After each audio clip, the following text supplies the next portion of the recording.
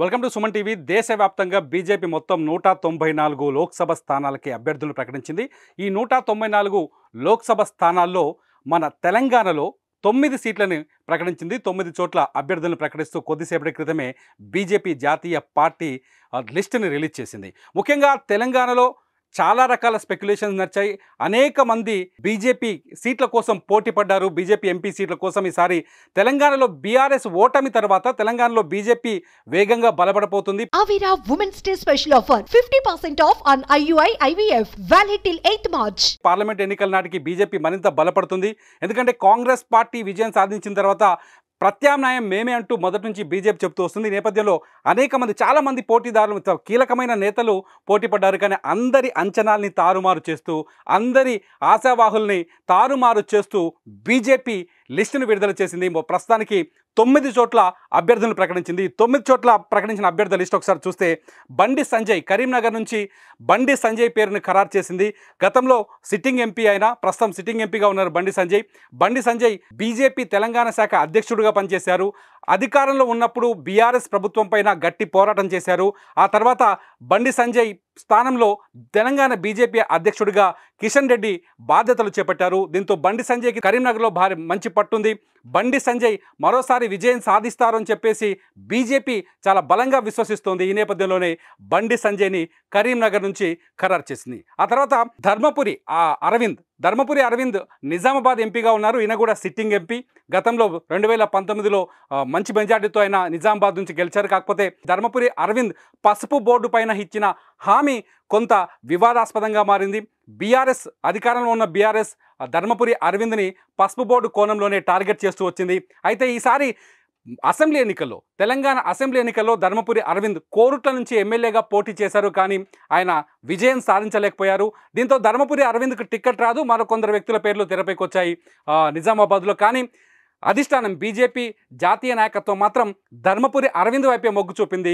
ధర్మపురి అరవింద్కే మళ్ళీ నిజామాబాద్ ఎంపీ సీటుని కట్టబెట్టింది.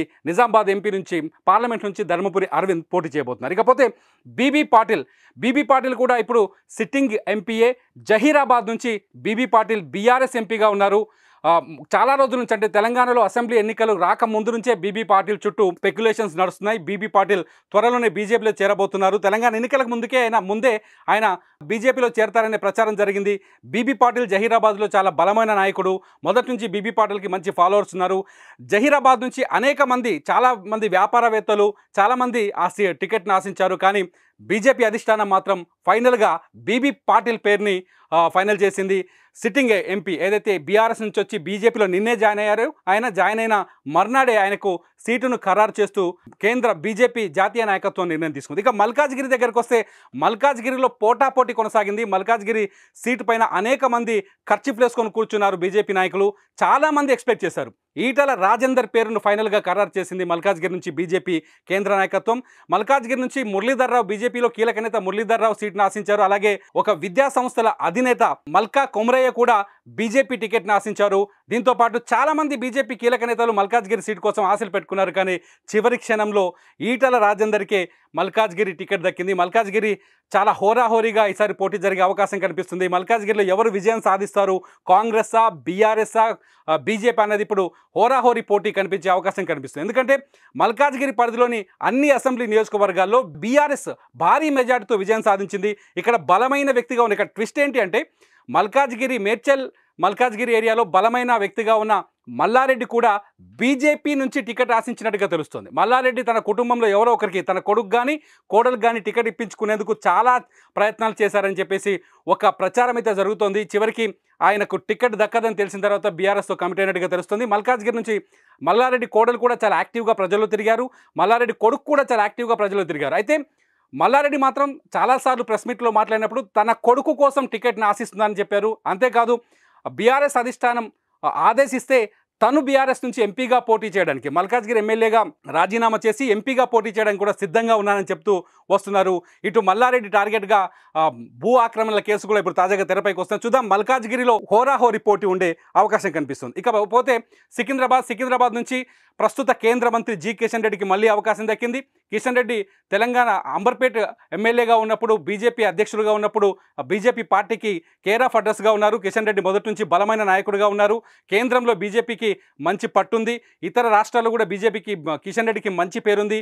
సికింద్రాబాద్ నుంచి కిషన్ రెడ్డి పోటీ చేయబోతున్నారు. సికింద్రాబాద్లో కూడా ఈసారి కాంగ్రెస్ నుంచి ఎవరు పోటీ చేస్తారు, బీఆర్ఎస్ నుంచి ఎవరు పోటీ చేస్తారనేది కొంత చర్చ ఉన్నప్పటికీ కిషన్ రెడ్డి మాత్రం మళ్ళీ సికింద్రాబాద్లో పట్టు సాధించే అవకాశాలు ఉన్నాయని చెప్పేసి బీజేపీ అంచనా వేస్తుంది. అందుకనే బీజేపీ జాతీయ నాయకత్వం మళ్ళీ కిషన్ రెడ్డినే కన్ఫర్మ్ చేస్తూ వచ్చింది. ఇకపోతే హైదరాబాద్ సీటు విషయంలో కొంత ఇంట్రెస్టింగ్ పాయింట్ ఒకటి చెప్పాలి. ఇక్కడ హైదరాబాద్ నుంచి విరించి హాస్పిటల్స్ అధినేత మాధవీలతకు ఈసారి అవకాశం దక్కింది. మాధవీలత ఆధ్యాత్మిక కార్యక్రమాలు చేస్తున్నారు.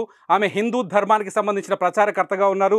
దీంతో పాటు ట్రిపుల్ తలాక్పై ఎత్తివేయడంలో కేంద్ర ప్రభుత్వం చొరవ చూపించిన సందర్భంలో ఓల్డ్ సిటీలో ముస్లిం మహిళల గొంతు వినిపించడానికి ఆమె ప్రయత్నించారు. త్రిపుల్ తలాక్తో ముస్లిం మహిళలు ఇబ్బందులు పడుతున్నారని చెప్పేసి ఆమె కొన్ని ప్రయత్నాలు చేశారు. కొన్ని సంఘ సేవ కార్యక్రమాలు చేశారు. ముస్లిం మహిళల ఎంపవర్మెంట్కు ప్రయత్నించారు. ముస్లిం మహిళలకి ఉపాధి అవకాశాల కోసం ప్రయత్నించారు. వాళ్ళ వాయిస్ వినిపించడానికి ట్రై చేశారు. ఈ నేపథ్యంలోనే మాధవీలతకి హైదరాబాద్ ఎంపీ సీటు ఇచ్చినట్టుగా తెలుస్తుంది. మొదటి నుంచి హైదరాబాద్ ఎంపీ సీటు పైన ఎంఐఎంకి గట్టి పట్టుంది. అక్కడి నుంచి తిరుగులేని పార్టీగా 1985 నుంచి ఎంఐఎం అక్కడి నుంచి విజయం సాధిస్తూ వస్తుంది. తిరుగులేని పార్టీగా ఉంది. ఈసారి మాధవీలత ఎంఐఎం కోటలు బద్దలు కొడుతుందా అనేది ఇప్పుడు ఆసక్తికరంగా మారిపోతుంది. ఇకపోతే కొండా విశ్వేశ్వరరెడ్డికి చేవెళ్ల సీటుని అప్పజెప్పింది బీజేపీ. కొండా విశ్వేశ్వరరెడ్డి బీఆర్ఎస్లో తన రాజకీయ రంగ ప్రవేశం చేసింది బీఆర్ఎస్ పార్టీ నుంచి. కొండా విశ్వేశ్వరరెడ్డి ఫ్యామిలీ అపోలో గ్రూప్స్ సంబంధించిన వ్యక్తి. అయినా కొండా విశ్వేశ్వరరెడ్డి తాతగారు రంగారెడ్డి ఉన్నారు. ఆయన పేరుతోనే రంగారెడ్డి జిల్లా ఏర్పడింది. కొండా విశ్వేశ్వరరెడ్డికి చాలా పట్టున్న ప్రాంతం చేవెళ్ల, ఆయన పుట్టి పెరిగిన ప్రాంతం. దీంతో కొండా విశ్వేశ్వరరెడ్డి మొదట బీఆర్ఎస్ నుంచి ఎంపీగా చేవెళ్ల నుంచి ఎన్నికయ్యారు. ఆ తర్వాత ఎంపీ పదవిలో ఉండగానే బీఆర్ఎస్లో విభేదాలు తలెత్తి కొండా విశ్వేశ్వరరెడ్డి బీఆర్ఎస్ పార్టీ నుంచి బయటకు వచ్చారు. ఆ తర్వాత చేవెళ్ళని 2019లో చేవెళ్ళ నుంచి రంజిత్ రెడ్డికి అవకాశం కల్పించింది బీఆర్ఎస్. రంజిత్ రెడ్డి ప్రస్తుతం సిట్టింగ్ ఎంపీగా ఉన్నారు చేవెళ్ళ నుంచి. కాకపోతే ఈసారి కొండా విశ్వేశ్వరరెడ్డి గత అసెంబ్లీ ఎన్నికలు జరిగే సమయంలో కొండా విశ్వేశ్వరరెడ్డి కాంగ్రెస్లో చేరుతారనే ప్రచారం జరిగింది. కొండా విశ్వేశ్వరరెడ్డి చేవెళ్ళ నుంచి అసెంబ్లీకి పోటీ చేస్తారనే ప్రచారం జరిగింది. కానీ చివరి క్షణంలో అది కుదరలేదు. కొండా విశ్వేశ్వరరెడ్డి పార్టీ మారట్లేదని ప్రకటించారు. కొండా విశ్వేశ్వరరెడ్డికి బీజేపీ అవకాశం కల్పించింది. ఈసారి కొండా విశ్వేశ్వరరెడ్డి పువ్వు గుర్తుపైన, కమలం పువ్వు గుర్తుపైన చేవెళ్ళ పార్లమెంటు లోక్సభ స్థానం నుంచి ఎన్నికల బరిలోకి దిగబోతున్నారు. ఆయన పేరు ఖరారైపోయింది. ఇకపోతే నాగర్ కర్నూలు భరత్ ఉన్నారు, ఎంపీగా భరత్ ఉన్నారు. ఈయన ప్రస్తుత సిట్టింగ్ బీఆర్ఎస్ ఎంపీ రాములు కొడుకు. భరత్ ఎన్నికలకు ముందు, తెలంగాణ ఎన్నికలు అయిన తర్వాత భరత్ బీజేపీలో చేరారు. ప్రస్తుతం సిట్టింగ్ ఎంపీ ఎవరైతే రాములు ఉన్నారో, రాములి సొంత కొడుకు భరత్. రాములు ప్లేస్లో బీఆర్ఎస్ ఎంపీ కొడుకు రాములు కొడుక్కి బీజేపీ ఈసారి అవకాశం కల్పించింది. ఒక్కసారిగా నాగర్ కర్నూలులో రాజకీయం మారిపోయింది. అసెంబ్లీ ఎన్నికల్లో కూడా నాగర్ కర్నూలు సెగ్మెంట్ చాలా వీక్గా కనిపించింది బీఆర్ఎస్ నుంచి. కాంగ్రెస్ చాలా బలంగా ఉంది మహబూబాబాద్లో, నాగర్ కర్నూలు ఏరియాలో. సో ఈసారి ప్రభుత్వ వ్యతిరేక ఓటు కావచ్చు, బీఆర్ఎస్ వ్యతిరేక ఓటు కావచ్చు, తమకి కలిసి వస్తుందనే ఆలోచనలో బీజేపీ ఆలోచిస్తున్నట్టుగా తెలుస్తుంది. ఈ నేపథ్యంలోనే రాములు కుమారుడు భరత్కి అవకాశం కల్పించినట్టుగా తెలుస్తుంది. ఇక భువనగిరికి వచ్చేసరికి బూరా నర్సయ్య గౌడ్ కూడా తన రాజకీయ రంగ ప్రవేశం టీఆర్ఎస్ ద్వారా చేశారు. బీఆర్ఎస్ ద్వారా బూరా నర్సయ్య గౌడ్ గతంలో భువనగిరి ఎంపీగా ఎన్నికయ్యారు. బూరా నర్సయ్య గౌడ్ తెలంగాణ ఉద్యమంలో డాక్టర్ల తరఫున చాలా పోరాటం చేసిన వ్యక్తి. బూరా నర్సయ్య గౌడ్ మొదటి నుంచి భువనగిరిలో చాలా బలంగా పనిచేస్తున్నారు. భువనగిరి నియోజకవర్గంలోని అన్ని ప్రాంతాల్లో తన మార్కు ఉండేలా ప్రయత్నిస్తూ వస్తున్నారు. బూరా నర్సయ్య గౌడ్కి ఈసారి 2024 ఎన్నికలకి బూరా నర్సయ్య గౌడ్కి భువనగిరి నుంచి అవకాశం కల్పించింది. మొత్తంగా బీజేపీ జాతీయ నాయకత్వం ఎంచుకున్న పేర్లు అందరినీ ఆశ్చర్యపరిచినాయని చెప్పాలి. ఆశావాహులందరికీ నిరాశను మిగిలించాయి. అనుకున్న పేర్ల కంటే గతంలో ఎవరైతే మొదటి నుంచి పనిచేస్తూ ఉన్నారు, గ్రౌండ్ లెవెల్లో పనిచేస్తూ వస్తున్నారో వాళ్ళనే ఎంపిక చేసినట్టుగా తెలుస్తుంది. ఇకపోతే ఈ లిస్టు బయటకు వచ్చిన తర్వాత కొత్త రాజకీయ చర్చకు తెరలేసింది తెలంగాణలో. అనేక మంది బీఆర్ఎస్ నాయకులు బీజేపీలో ఎమ్మెల్యేలుగా ఉన్నవాళ్ళు, లేకపోతే మొన్న ఎన్నికల్లో ఓడిపోయిన వాళ్ళు బీజేపీతో టచ్లోకి వెళ్ళారని, వాళ్ళు కూడా టికెట్లు ఆశిస్తున్నారని తెలుస్తుంది. అటువంటి నాయకుల పేర్లు కొంత బయటకు తెలుస్తున్నాయి. నల్గొండ పార్లమెంట్ స్థానం కోసం నల్గొండ బీజేపీ అభ్యర్థిగా సైదిరెడ్డి, ఎవరైతే మాజీ ఎమ్మెల్యే సైదిరెడ్డి ఉన్నారో, సైదిరెడ్డి ప్రయత్నిస్తున్నట్టుగా తెలుస్తుంది. సైదిరెడ్డి ఇప్పటికే బీజేపీ అధిష్టానంతో అధినాయకత్వంతో టచ్లో ఉన్నారని, సైదిరెడ్డి బీజేపీకి వస్తే ఆయనకి ఎంపీ టికెట్ వచ్చే అవకాశం ఉందని తెలుస్తుంది. ఇకపోతే ఆరూరు వర్ధనపేట ఎమ్మెల్యే ఆరూరి రమేష్ పేరు కూడా ఇప్పుడు తెరపైకి వచ్చింది. ఆరూరి రమేష్ వరంగల్ ఎంపీ సీటు కోసం ప్రయత్నిస్తున్నారని, ఆయన వరంగల్ నుంచి బీజేపీ తరఫున పోటీ చేసేందుకు సిద్ధమవుతున్నారని తెలుస్తుంది. మొత్తంగా తెలంగాణలో అసెంబ్లీ ఎన్నికల నుంచి పార్లమెంట్ ఎన్నికలకు వచ్చేసరికి రాజకీయాల్లో పెనుమార్పు కనిపిస్తోంది. అనేక మంది బీఆర్ఎస్ అభ్యర్థులు బీజేపీ వైపు చూస్తున్నట్టుగా తెలుస్తుంది. బీఆర్ఎస్ అభ్యర్థులు బీజేపీ అధినాయకత్వంతో ఇప్పటికే టచ్లోకి వెళ్ళినట్టుగా కనిపిస్తుంది. ఇప్పటికే బీబీ పాటిల్ బీఆర్ఎస్లో చేరారు, ఆయనకు టికెట్ కన్ఫర్మ్ అయిపోయింది. సైదిరెడ్డితో పాటు ఇప్పుడు ఆరూరి రమేష్ పేరు కూడా తెరపైకి రావడంతో తెలంగాణలో కొత్త ఆసక్తికరమైన రాజకీయానికి తెరలేసినట్టుగా తెలుస్తుంది. ఇంకా మరికొన్ని స్థానాలు పెండింగ్లో ఉన్నాయి. రెండో లిస్టులో మిగతా తెలంగాణ అభ్యర్థుల పేరు కూడా ఖరారు చేసే అవకాశం కనిపిస్తుంది. చూద్దాం ఈ అభ్యర్థుల పేర్లు ఖరారైన తర్వాత తెలంగాణలో రాజకీయ పరిణామాలు ఎటువైపు తిరుగుతాయి, ఏ మలుపు తిరుగుతాయో ఎదురు చూద్దాం.